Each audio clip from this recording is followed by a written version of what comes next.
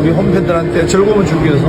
Skema target Sintayong dan Erick Thohir di balik layar, keduanya yakin akan membawa Indonesia lolos ke Piala Dunia untuk yang pertama kalinya. 즐거움을 주기 위해서 이라크도 한번 이길 수 있게. Begitu besarnya peran Erick Thohir yang berkolaborasi bersama Sintayong dalam memajukan dan menciptakan sistem standar tinggi pemain timnas Indonesia. Progres nyata dari sistem tersebut membuat iri yang bahkan akan ditiru sejumlah negara kuat di ASEAN. Banyak negara juga cemburu sama kita karena sering sekali Indonesia nih ketemu FIFA gitu. Berkat kualitas dan pamor timnas Indonesia yang kian meroket, hingga mampu mengangkat gairah sepak bola global, akhirnya Indonesia dengan resmi ditunjuk oleh FIFA sebagai negara percontohan gairah dan perkembangan sepak bola dunia. Sebelum kita bahas, mohon disimak hingga selesai, agar Anda dapat memahaminya secara utuh. Berikut berita selengkapnya yang sudah kami rangkum. Udah waktunya kita dukung bukan Portugal, bukan Argentina, tapi dukung Indonesia sendiri.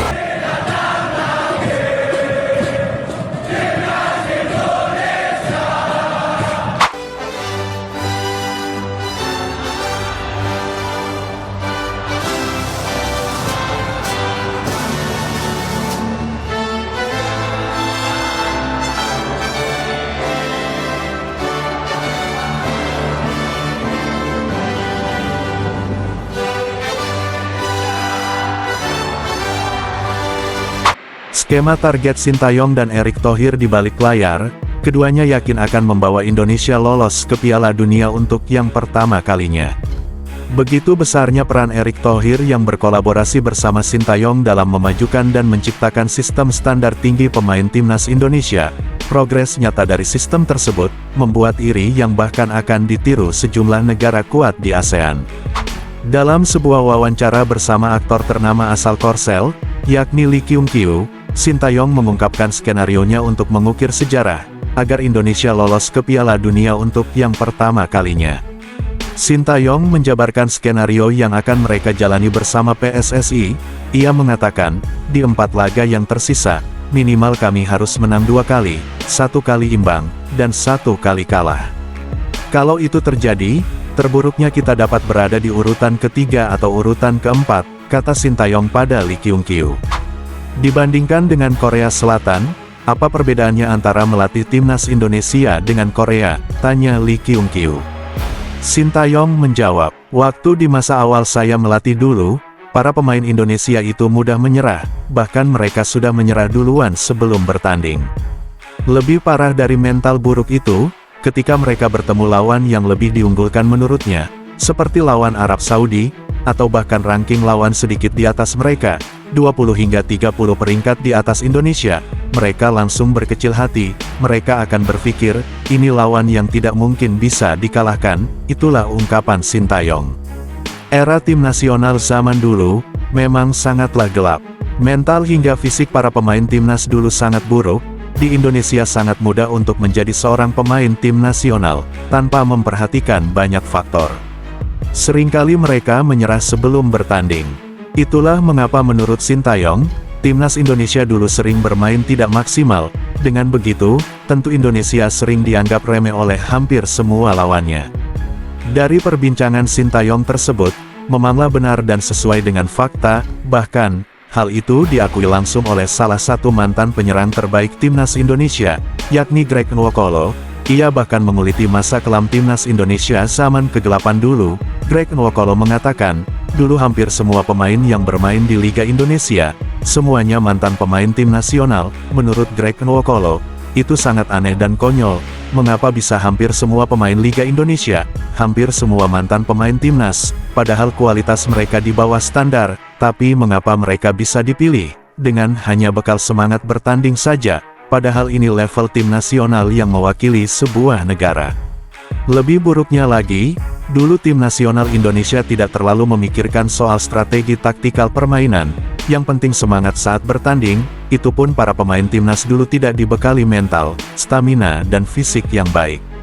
Timnas dulu selalu kejar bola sepanjang pertandingan, tidak menekankan taktikal strategi, selain hanya terus berlari, para pemain timnas dulu hanya mampu bermain di babak pertama saja. Setelah masuk di babak kedua, semua pemain kehabisan stamina dan pada akhirnya menyerah digempur oleh lawan. Tidak hanya digempur, bahkan tim nasional dulu kerap dibantai lawan dengan skor telak. Ada banyak faktor yang membuat timnas dulu sangat hancur, bahkan seperti tidak tahu arah dan tujuannya, sebab buruknya sistem kepelatihan, hingga carut-marutnya manajemen tim nasional. Mereka tidak memiliki kapasitas yang memadai untuk menjalankan tugas yang semestinya dilakukan, namun mereka justru berada di lingkaran ofisial timnas Indonesia tersebut, dan itulah hasilnya, hingga membuat tim nasional zaman dulu tetap berjalan namun tanpa ada arah dan tujuan. Dan inilah waktunya tiba, dimulai dari saat ini, semuanya dirombak total, mulai dari bawah hingga ke atas sistemnya sudah jelas dan mulai membaik.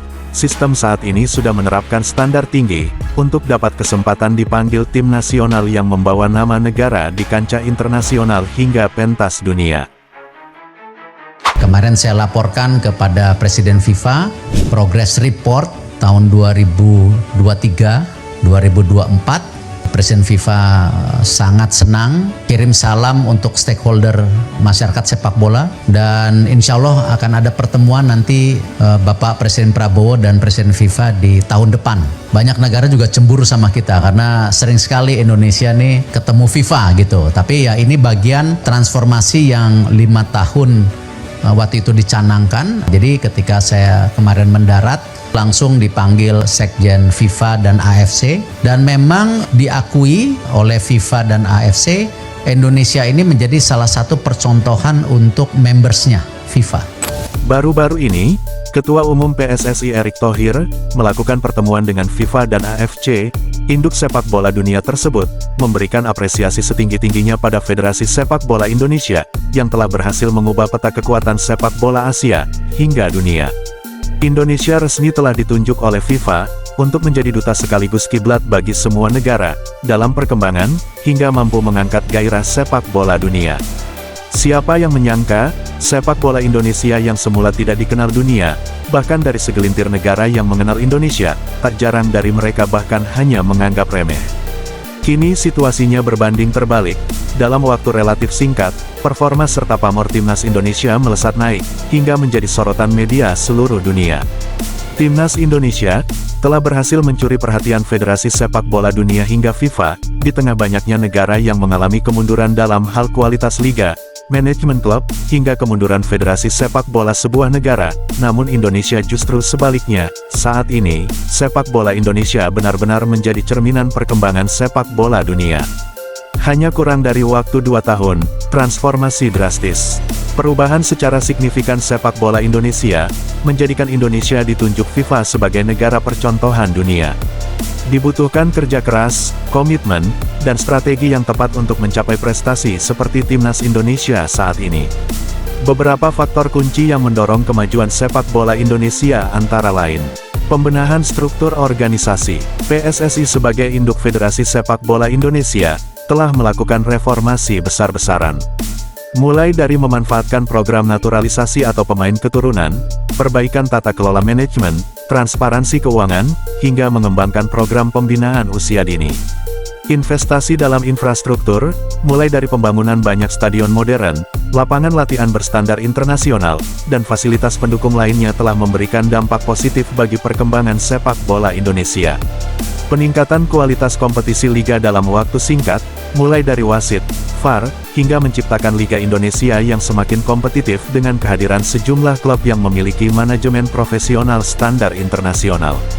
Terkhusus untuk pembinaan usia dini, PSSI saat ini benar-benar fokus pada pembinaan pemain sejak usia dini, mulai dari mengembangkan kualitas permainan, hingga meningkatkan fisik pemain sejak dini, melalui pembinaan akademi sepak bola yang tersebar di seluruh Indonesia hingga kerjasama dengan sejumlah agen dunia. Hal ini bertujuan untuk menghasilkan pemain-pemain muda berbakat yang siap bersaing di level dunia untuk generasi berikutnya. Tidak cukup sampai di situ, PSSI juga menjalin kerjasama dengan sejumlah negara maju, mulai dari kerjasama dengan banyak klub top dunia, termasuk klub kelompok usia dari Spanyol, Italia, Portugal, hingga klub di Inggris. Saat ini, timnas Indonesia semua kategori, mulai dari kelompok usia U17 hingga senior, seluruhnya berhasil menembus putaran final di berbagai turnamen bergengsi internasional, seperti Piala Asia hingga kualifikasi Piala Dunia.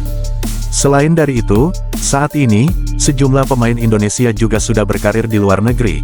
Bahkan saat ini, scouting yang kerjasama dengan sejumlah klub top Eropa, mulai mengincar para penggawa timnas Indonesia untuk direkrut di sejumlah klub top Eropa, yang notabene merupakan klub yang berkompetisi di Liga Champions Eropa. Hal itu membuktikan kualitas mereka sudah berada di level tertinggi sepak bola dunia.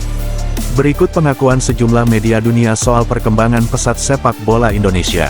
Keberhasilan sepak bola Indonesia tidak luput dari perhatian FIFA. Presiden FIFA, Gianni Infantino, bahkan memuji perkembangan sepak bola Indonesia, hingga FIFA menunjuk Indonesia sebagai contoh bagi negara di seluruh dunia. Pengakuan dari FIFA ini merupakan bukti bahwa sepak bola Indonesia kini sudah diakui sebagai salah satu raksasa Asia secara global. This, the FIFA World Cup. Berkat kemajuan hingga pamor timnas Indonesia yang kini semakin meroket, saat ini PSSI mengalami peningkatan pendapatan dari berbagai sumber. Sepak bola Indonesia telah membuktikan bahwa dengan kerja keras, dedikasi dan dukungan semua pihak termasuk supporter, ternyata kita mampu mencapai prestasi yang membanggakan di kancah internasional.